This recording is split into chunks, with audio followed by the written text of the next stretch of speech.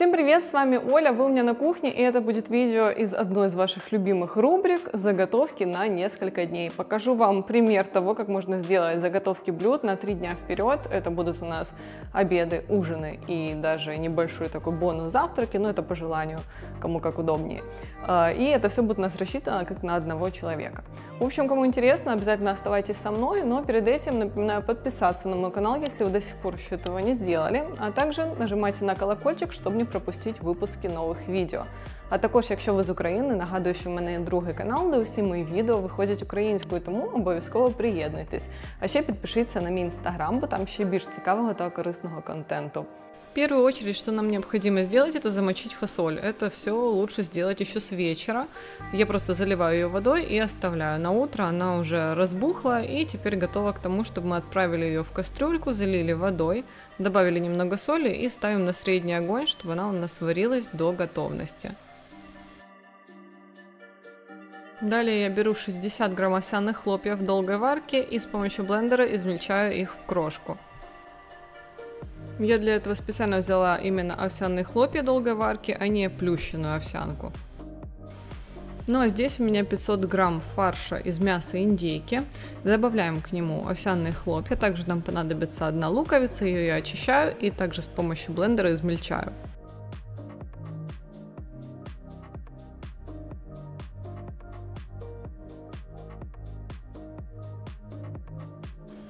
Измельченную луковицу также добавляем к фаршу и сейчас сразу же добавляю 1 чайную ложку соли, специи для мяса и перемешиваю.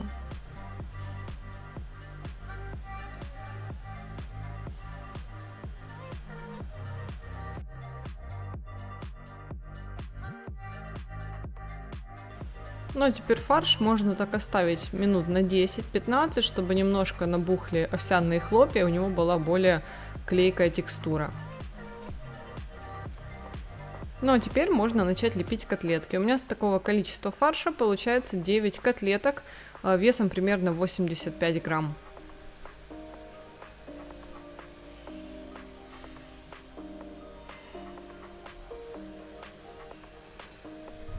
Их можно либо же запечь в духовке, если вам так больше нравится, но я буду жарить на масле кхи. Его достаточно взять небольшое количество, буквально 1 чайной ложки будет достаточно, чтобы поджарить половину котлеток.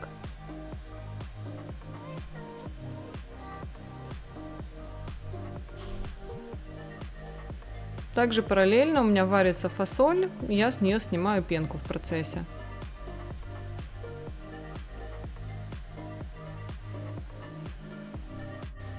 Котлеты я обычно поджариваю до золотистой корочки с обеих сторон на огне чуть больше среднего, а затем уже их все вместе готовые собираю на сковородке, ставлю на маленький огонь и готовлю под закрытой крышкой еще буквально минут 7, чтобы они точно не были сырыми внутри. Получаются очень сочные котлетки, при том, что мы использовали совершенно небольшое количество масла для их жарки. Если у вас не хватает времени, либо же просто не получается самостоятельно составить для себя сбалансированный рацион для похудения, напоминаю, что вы всегда можете приобрести готовое меню на моем сайте olyapins.com. Есть разные варианты по калорийности и по длительности, а также есть рацион, адаптированный под разные времена года, то есть в которых блюда построены из сезонных продуктов.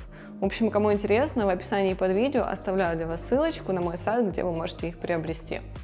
Далее приготовим гарнир, у меня это будет рис. Мне удобнее всего варить рис в пакетиках, так мне больше всего нравится, то что он получается рассыпчатым. Я его варю просто в подсоленной воде 20 минут до готовности.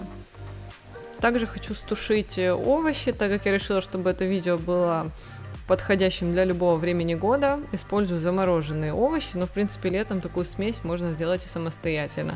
Просто на сухую сковородку отправила замороженные овощи и готовила их 10 минут под закрытой крышкой. Ну а для следующего блюда нам понадобится луковица, несколько перцев и 200 грамм шампиньонов. Лук нарезаем маленькими кубиками.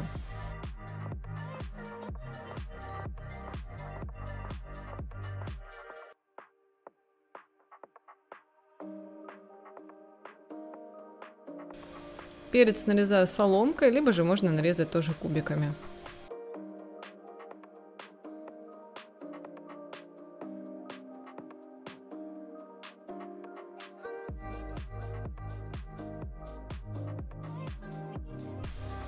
Грибы также нарезаем кусочками примерно такого же размера. Я буду использовать специальную овощерезку.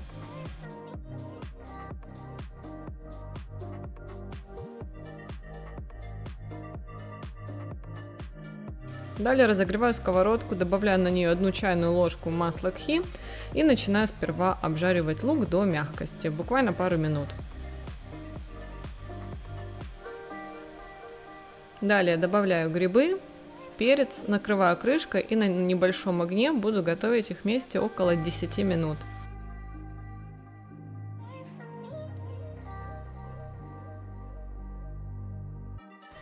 К этому времени у меня уже сварилась фасоль, в готовом виде у меня ее получилось 680 грамм. Прошло 10 минут, овощи хорошенько выделили сок, крышку я снимаю и добавляю 1 чайную ложку соли и специи, у меня копченая паприка. И теперь добавляем сюда уже приготовленную фасоль. Хорошенько ее перемешиваем вместе с овощами и готовим так еще минут 5, чтобы она пропиталась запахом специй и овощи уже полностью приготовились.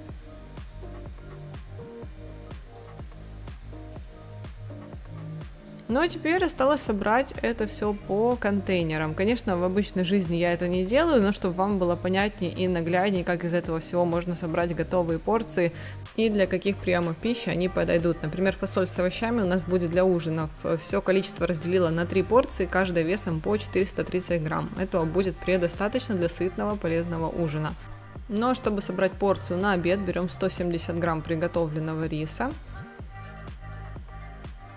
Удобно его раскладываем, добавляем 2 котлетки, каждая в готовом виде у меня получилось по 70 грамм. И также добавляю сюда 120 грамм тушеных овощей. Точно так же наполняю еще 2 контейнера.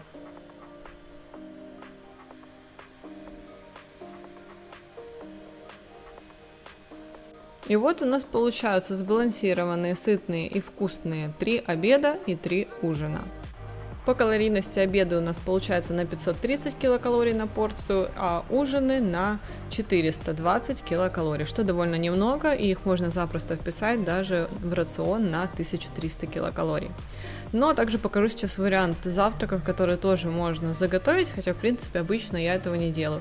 Мы будем готовить сырники, потому что это, пожалуй, самый простой вариант, который можно и заморозить, как в готовом, так и в сыром виде.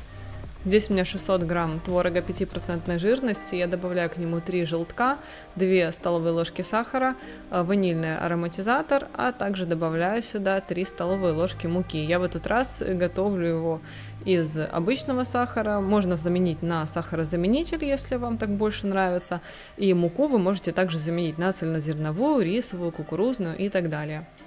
Я разделила это все тесто на 3 части, из каждой сделала колбаску, и каждую из которой нарезала на 4 шайбочки, из которых формирую сырники. Всего у меня получилось 12 сырников, как раз на 3 порции. Одна порция 4 штучки. На этом этапе их уже можно заморозить прямо в таком виде, и потом уже доставать из морозилки и сразу же жарить. Либо же можно их сперва обжарить, а потом уже замораживать. Я буду сначала их все готовить. Также это буду делать на масле кхи. Беру даже чуть меньше, чем чайная ложка, но я поэтому добавила еще буквально чуть-чуть обычного масла. Обжариваю их на небольшом огне под закрытой крышкой с обеих сторон, тут все как обычно. Сырники можно по желанию запечь, если вы хотите использовать меньше масла. И вот у меня получилось 12 сырников, их в принципе в готовом виде можно и просто в холодильнике держать, не замораживая. Это на тот случай, если у вас совсем нету времени готовить завтрак. На сегодня это все. Надеюсь, что видео вам понравилось, было для вас интересным и полезным. Если это так, буду рада увидеть ваши лайки внизу под этим видео, а также подписывайтесь на мой канал, если до сих пор еще этого не сделали. С вами была Оля, увидимся с вами в следующих роликах.